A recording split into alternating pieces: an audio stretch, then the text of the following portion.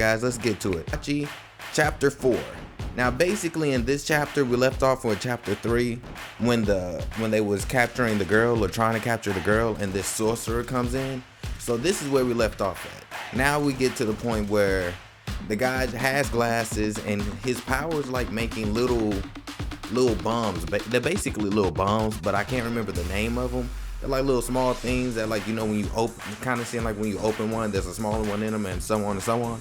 That's basically what it seemed like the premise of the power is, or the look, how they look like kind of like this. But I mean, I can't remember exactly what they're called.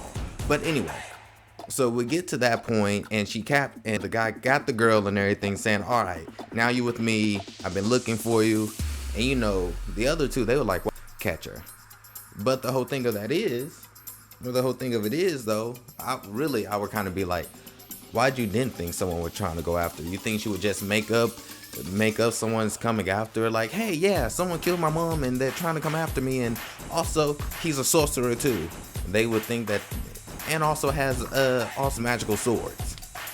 You don't think that any of that she made, quite possibly she couldn't have made all that up. Some of that had to be true. I mean, like, what little kid with their right mind just make up a huge story like that? If you know any, let me know so I can stay far away from them. But I just don't know any kid that would make a story that big up. But anyway, so yeah, you know, they capture the guy, got her and everything, and then you know our main character, he getting ready, he got his sword. It was like, so I guess the kid was telling the truth, kind of like he expected it. He kind of figured like, I guess she was kind of telling the truth. You know, if I think about it, it was a kind of far-fetched story for it to be a lie, you know. But you know, he getting ready with his sword, you know, or you know, the enchanted blaze as it is, and apparently the name of the sword, or the name of one of the abilities it can do, is Inte, which we also learn quite more about the sword itself and how powerful it is, especially apparently for magic and stuff in this world. So that's interesting. So, you know, they're fighting or whatever. So he thinking, the guy that got the girl, he thinking that this is going to be a big wash. And he like, is that an enchanted blade? I haven't seen one of those in a long time. I haven't seen one of those outside of, you know, people that he works with for. So he was like, okay, whatever.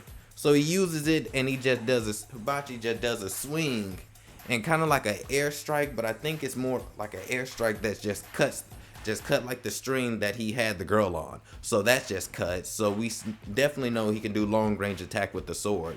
But also the other guy that helping him out, that he knew since he was a child, came in, teleported her, and got her out of there, and now they're in the car. So he also has teleporting abilities.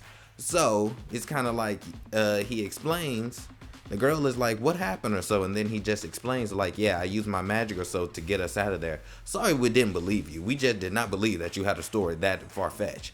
But then she was like, hey, can I learn something like that? Use magic? He was like, yeah, you can learn. Yeah, but it would take a really, really, really long time, and it's very hard to master. But you can learn it though. So right there we also learn other people can learn magic, and not just a select few of people. Other regular people can learn magic. So it's basically how it seems that this magic is kind of like how chakra is in Naruto, or Nin and Hunter x Hunter. Anyone can learn it, and everyone has some of it in them. It's just like it takes a huge amount of work or other things to happen for you to manifest it into abilities wise. But apparently with the sword that our MC has, with that sword, he can actually manifest his abilities and use it use it a lot easier and stronger, and also a lot faster than a regular sorcerer. That's why these swords are so wanted and so powerful, why that organization, or why that group wanted those swords or so. I'm assuming each sword probably gives each person a special ability, like how we learned with his two swords that they had the ability of his magic or so, or mana inside of him, are like two goldfish, which was kind of simple, which is very reminiscent to the two goldfish that he took care of with him and his father in the first chapter or so. So yeah, we learn more about that. One of them is Inte, or itself I believe is called Inte, and so we learn more about that. And so the whole thing of it is just like they start fighting, and the black fish is more for attacks, and apparently he got another one, which is the red fish, is more for defense purposes.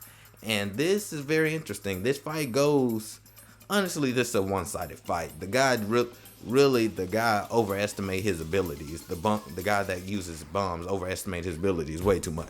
But anyway, he does this or whatever, and he uses his sword, and he's just like, hand over the kid or I won't kill you, and all this other stuff. You know, I'm the villain, blah blah, all the stuff that they always say. So he said, hand over the kid or I won't kill you. It's like, and if you don't, I'm going to kill you and show the kid that no matter how much help she tries to get to, I'm going to kill everyone that ever tries to help her. And then so it's just like she remembering that, and just like he says, just like I did your mom that tried to help you. So now this guy's going to die, and he uses little bombs or whatever, and the MC just cutting them up and all, and then it's just like, okay, you're a little interesting. This might be a little bit of a challenge, but nothing I can't handle. And so he uses it and all that, and then they explode. And then he thought, you know, all right, that's it. Let me go find the kid. And he can also sense like the kid is somewhere close by and all. So he's just like, all right, let me go get the kid. So that happens. And then we see the rubble coming down and just see the guy's fine. The MC is just fine. Apparently he used the other ability, the red fish, that has the power of, that's more of a defense. So the black one is for attack and the red one is for defense. So it's kind of like he does, so it kind of like he gets out of that, and so he tells them, okay, I'm done with all this playing around, whatever. Let's end this. I can question you everything later after I beat you down. So the MC does that, and he does the whole thing, and it's just, and basically either the guy he fighting either teleported or just moved too fast for him to see him, and kind of wrapped him in some type of rope. At first I thought it was a belt, but it's more like some string or rope. I don't think it's part of his magic. It might be. And he just wrapped him in it, and just like this attack, I don't see how you was able to survive that attack, but this one is point blank. You're not going to survive this one. And so he just has his sword like this, his blade just pointing this way, and then he just used red, and then he just unleashed. So, and then he was like, red has more than just, is for defense, but it does more than just block attacks. It also absorb attacks that attacks it and also releases it. So, and then also it can just apparently go, I won't say if it was invincible or what, but it looks like, okay, so it is the magic he used. Okay, so it is the magic he used. His magic is also able to use string to wrap him up.